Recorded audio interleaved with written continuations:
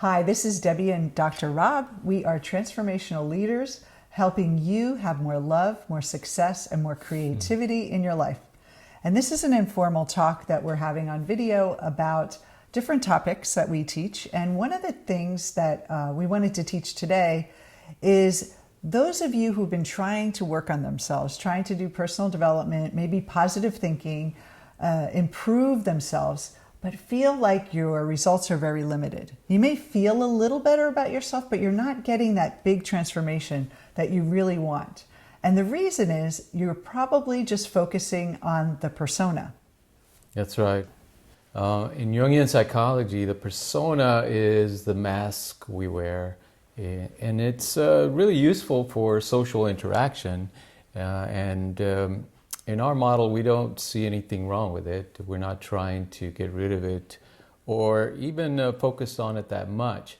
It is important to understand it in order for us to be able to go deeper, because really what happens is we identify with it. Mm-hmm. We believe that we are the persona, that we are the mask that we wear in social situations.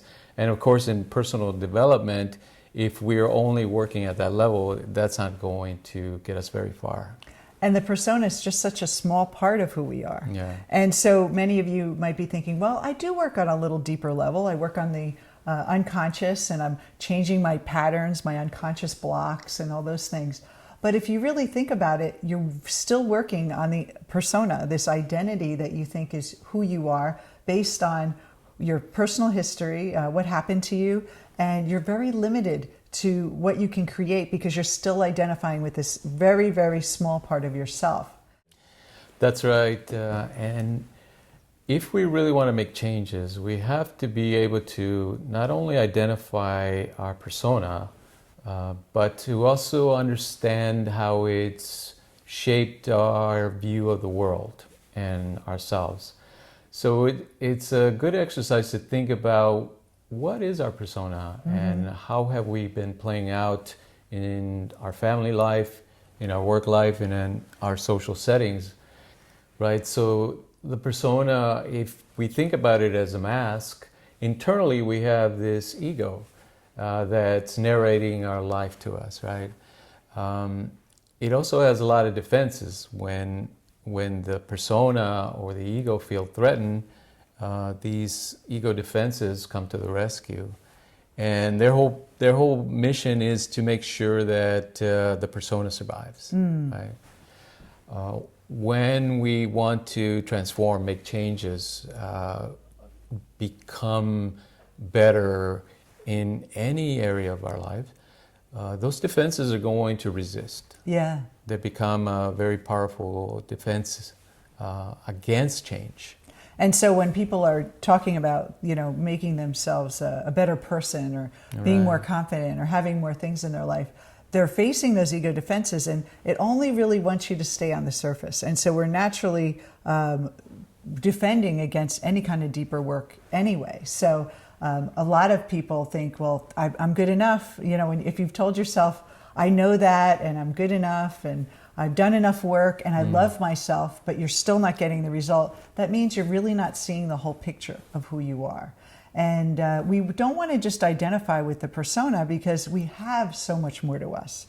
And one of the problems with focusing on the persona is that you're still trying to get something from the outside world that defines you.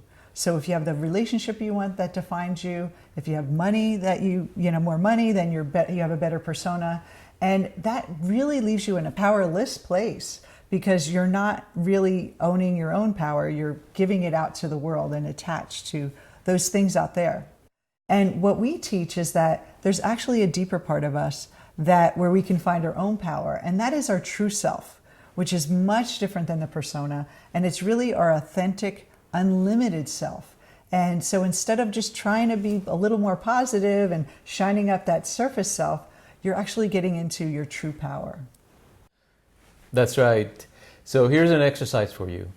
Think about 3 areas of your life: your family life, your work life, and your social life.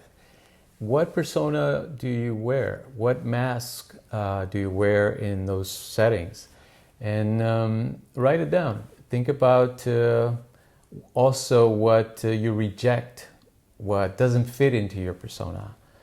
And that information will come in useful later as we go along. That's a great exercise. So think about that and then ask yourself too, which persona am I really? Who am I really? And look to our other videos where we go deeper into your mind and who you truly are so you can find your true self. This is Debbie and Dr. Rob signing out.